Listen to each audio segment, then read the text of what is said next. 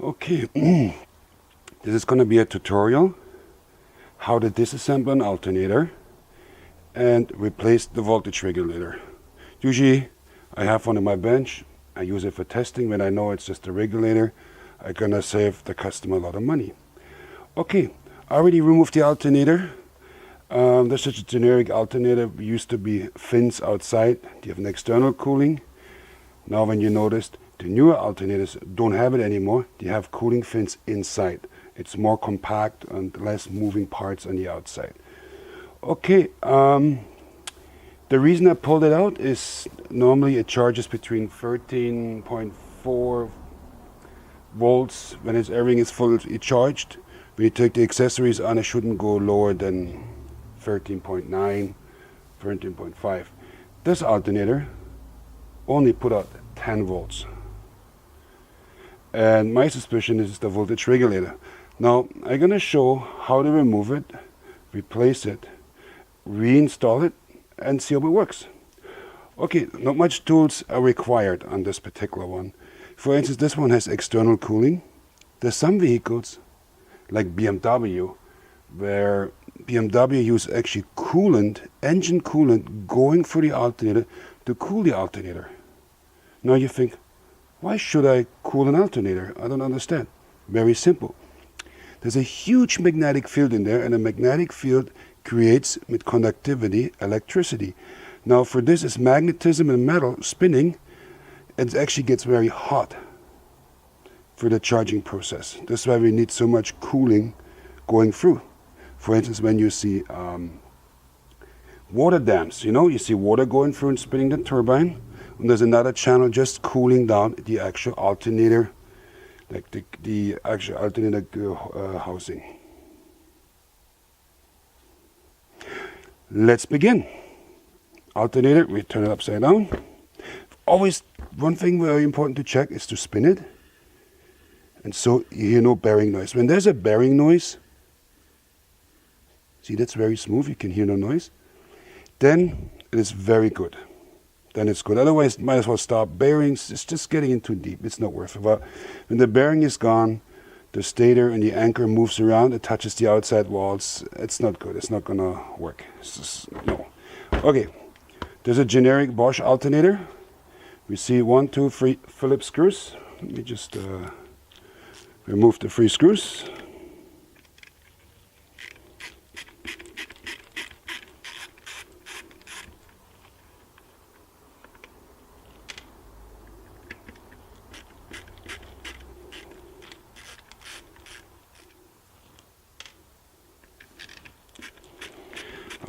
Okay, also what I recommend is when you decide to install a voltage regulator in your alternator, always smell if it has any burning smell. Sometimes some alternator they overcharge, and then the diodes in the alternator actually will melt.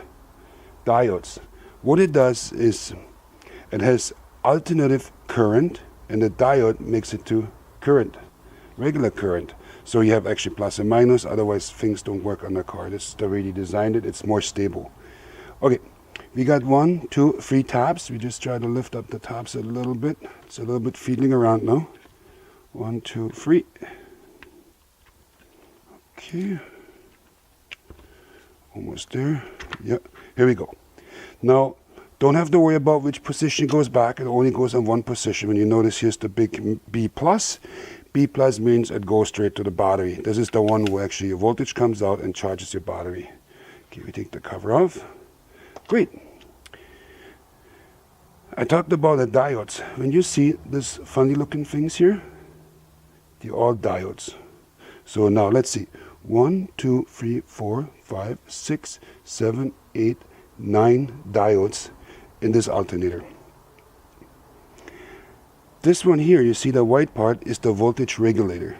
And what happened is, after a while it's been used and charging all the time, these brushes you see in here, little charcoal brushes, actually wear down, and the spring tension inside is not going to be so great anymore, and then sometimes it loses contact while it's spinning. See, I'm going to lift this up so you can see it.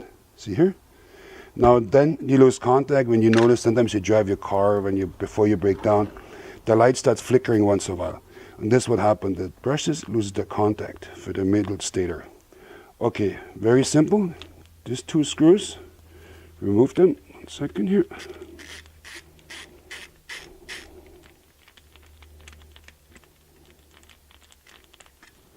One and 2.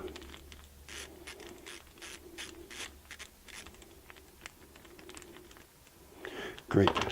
Okay, when you notice there's spring tension on there now, see, this is what I was talking about. Can you see it?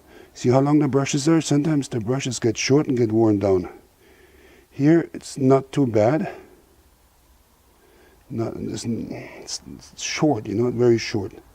And this, you know, see, they retract. And after a while, they're losing contacts with this, with the center and stator. Okay, let's get another. This is my used regulator. Okay, let's put this back in. Okay, now we have to go straight. We cannot push it hard, otherwise we break the brushes. Well, the brushes are very sensitive to break. It's just like a carbon stuff, you know. Okay, make sure we line them up straight. Everything is good.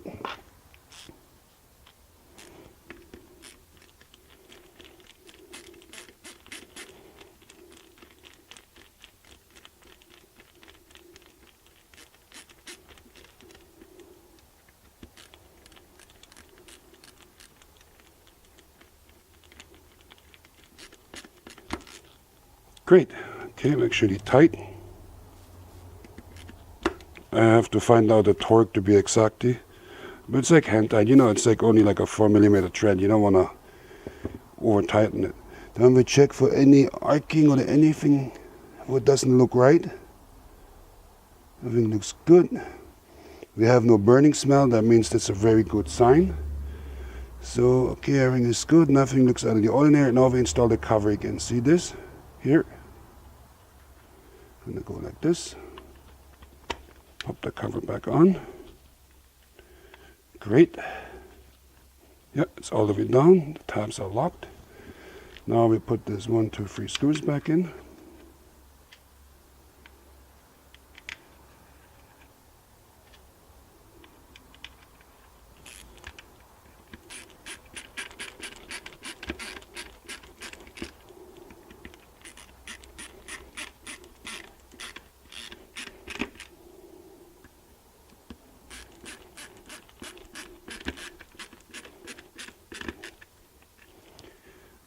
Okay, now this little wire here goes on there. This actually was going to go to your charging light.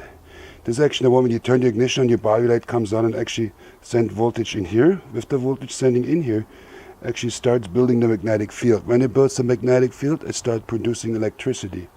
Then this wire was powered up, gets powered from the other side, and the actual charging light will turn off. That's where your charging light goes from. Also, when you work on it, be careful. This wire is very thin. You don't stretch it. You don't pull it. The big one, same thing. Just make sure you check for corrosions. See, I have a, for instance, example here. See, it has to be nice and clean. Has to be good. There cannot be any corrosions in there or any corrosions on this surface when you reinstall it again. And then put the washer on and the nut and make sure it doesn't touch anywhere on the engine cover. Great. Let's install it again in the car and check it after and see how it actually works.